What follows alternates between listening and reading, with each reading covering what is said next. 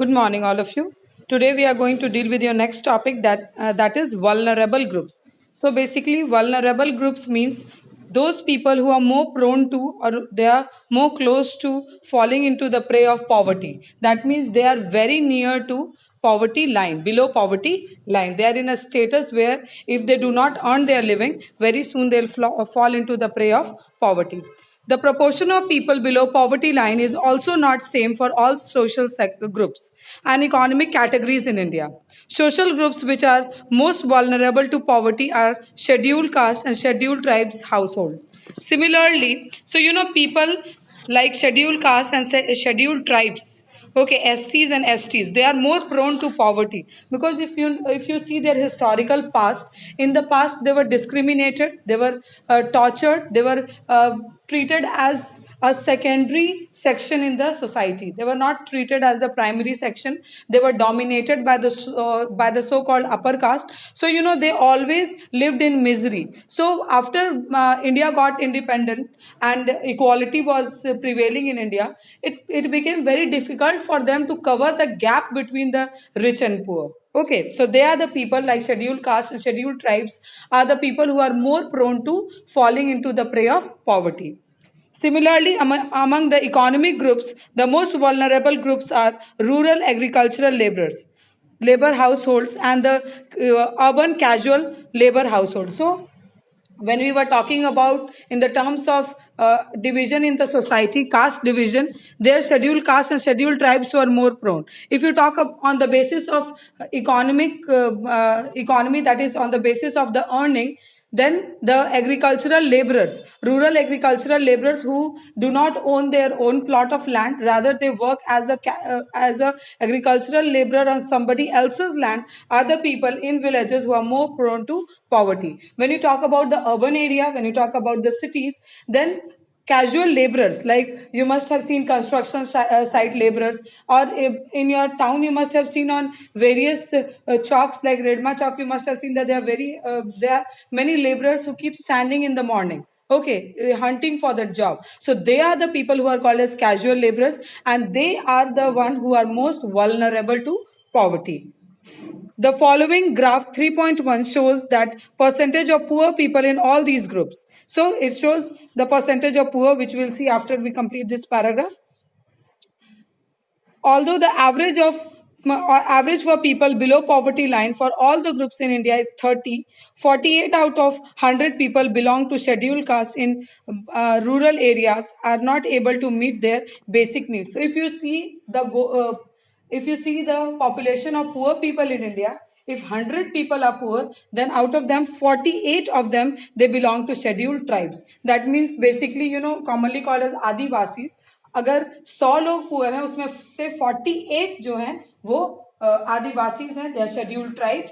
In Jharkhand Adivasis in other places like Kols are there, gods are there. Okay, so बहुत अलग अलग जगहों पे अलग अलग ट्राइब्स है जो पॉवर्टी बिलो पॉवर्टी लाइन के कैटेगरी में है. Okay, so just imagine that out of 100 people 48 of them are from the scheduled tribes, and other 52 people they belong to other caste. Okay. Now, similarly, 47% of casual laborers in urban areas are below poverty line. About 50% of landless agricultural workers and 43% of scheduled castes are also poor. The double disadvantage of being a landless casual laborer household is socially disadvantaged social groups of scheduled caste or the scheduled tribes. Population highlights and the seriousness of the problem.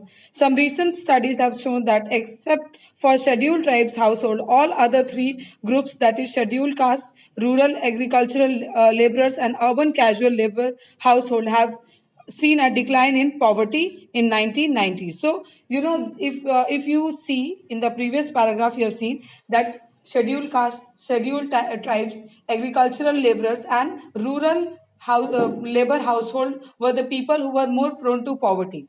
But there has been a decline that is seen in the other three categories, that is scheduled caste, Rural agricultural laborers and urban casual labor household have seen a decline. That means उनकी जो poverty population थी, pulverized population जो थी, वो कम हुई है. But there has been no change in the pulverized population of scheduled tribe. This is all because of the historic reason. These people, if you talk about the scheduled tribes were the people who used to live isolated from the mainstream of the society.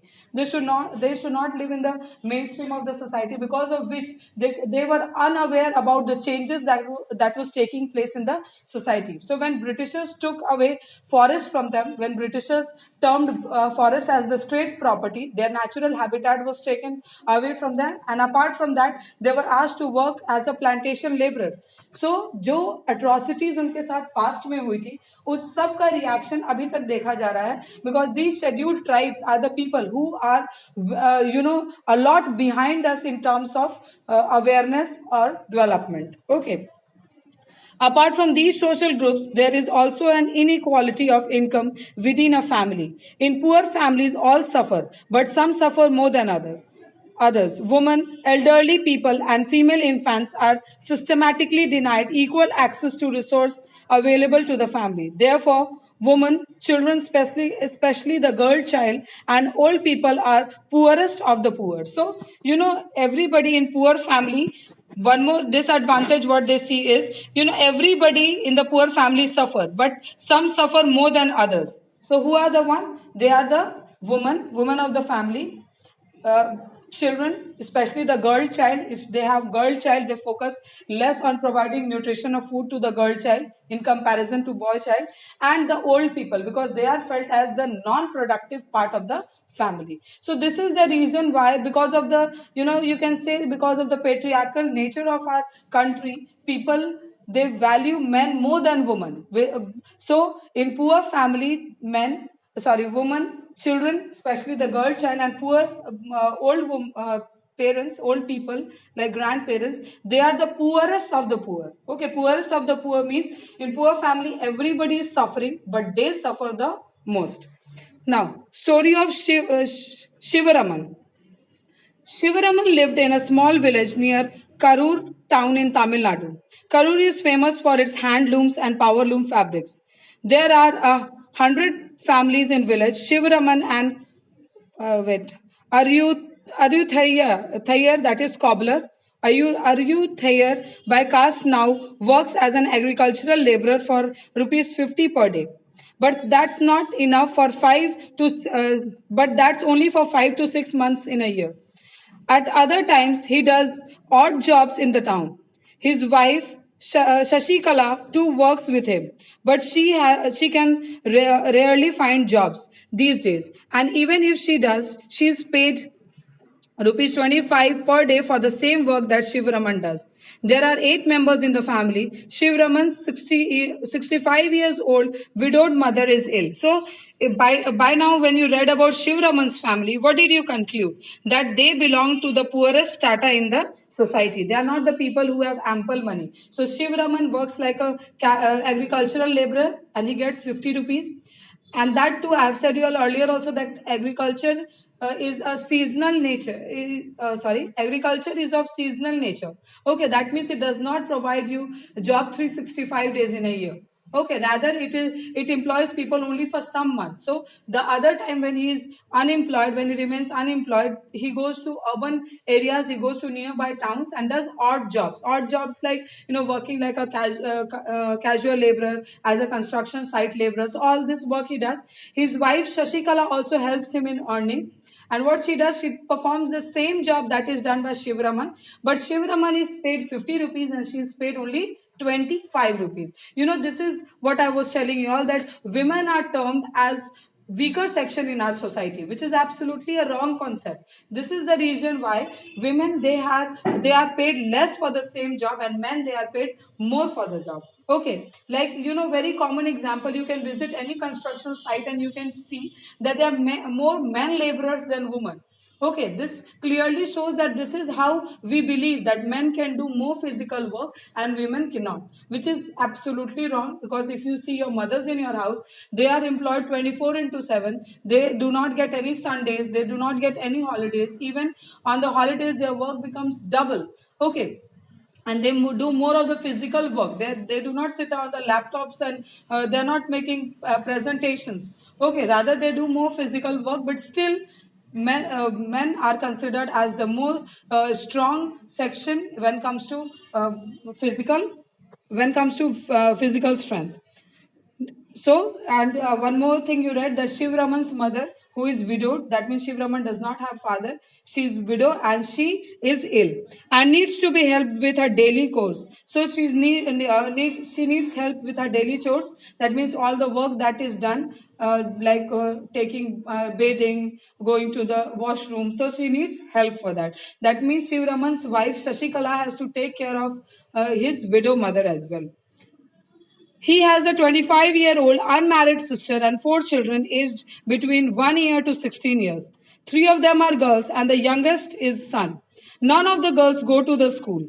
Buying books and other things for school going girls is a luxury he cannot afford. So if you see, they up till now you read that Shiv Raman is there, Shiv Raman's mother is there, Shiv Raman's wife Shashikala is there, and he also has a sister who is 25 years old and she is unmarried. That means he has to take care of her marriage even. He has four children. They are aged between 1 year to 16 years. So he has three daughters who are elder to his son, and the youngest child is son. So this is the concept in the poor families. They prefer boy child over girl child. So in want of a boy child, they keep giving birth to a girl child, and again they end up landing into poverty. Apart from that, in poor families, they do not focus on education of a girl child, because they feel that a girl is one who will go away after her marriage. So their prime focus is providing advantage to sons.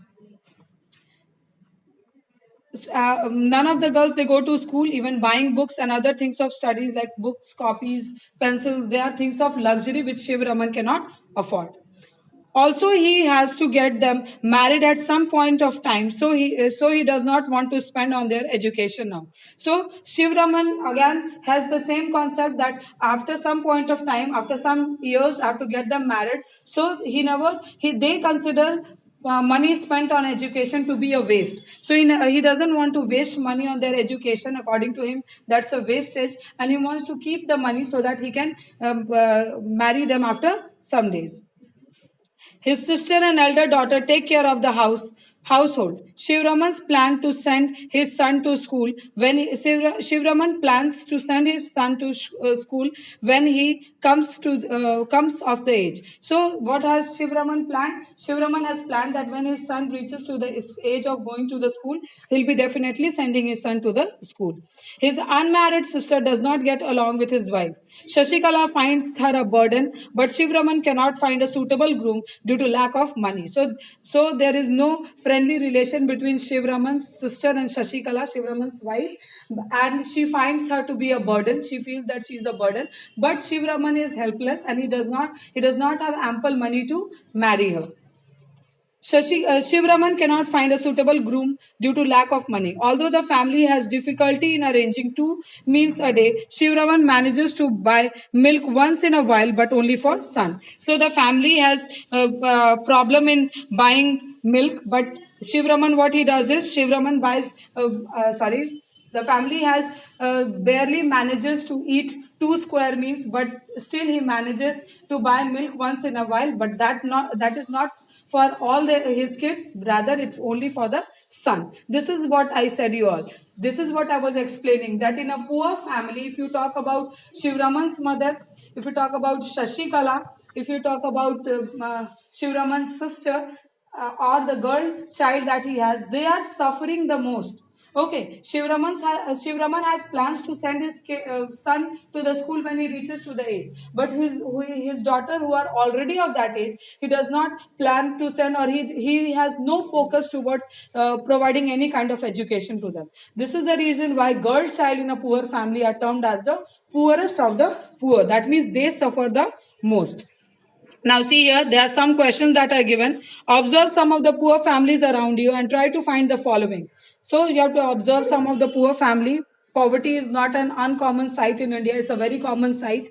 Let us see what is the first question. Which social and economic groups do they belong? So they belong to which social group? अगर वो किसी category किसी cast में belong करते हैं तो वो कौन सी कास्ट है? And they belong to which economic group, कि कैसे वो अपनी इकोनॉमी, कैसे वो अपनी वेल्थ को अर्न करते हैं. That you have to find out. Who are the earning members in the family? In the family, who is the earning member? That you have to write. What is the condition of the old people in the family? So you have to write about the condition of the old people. Are they, if they are sick or not, or whether they require medical help, or are they provided with a medical help or not? Are all the children boys and girls attending school? So all the children, whether they are boys or girls, are all of them attending school or only boys are attending school? You have to find that. Now in the next video we'll be dealing with the interstate disparity. Interstate disparity means the population of pulverized people is not uniformly divided in India. It's not that if it is 30% in Jharkhand also it is 30%, in Bihar also, in Odisha also, in Tamil Nadu also, in Kerala also. It is not so. Rather, there is an interstate disparity. Some states has a maximum, some states have maximum concentration of poor people, whereas some states have less concentration of poor people. Okay, so that we'll be dealing with in the next video. But for now, thank you.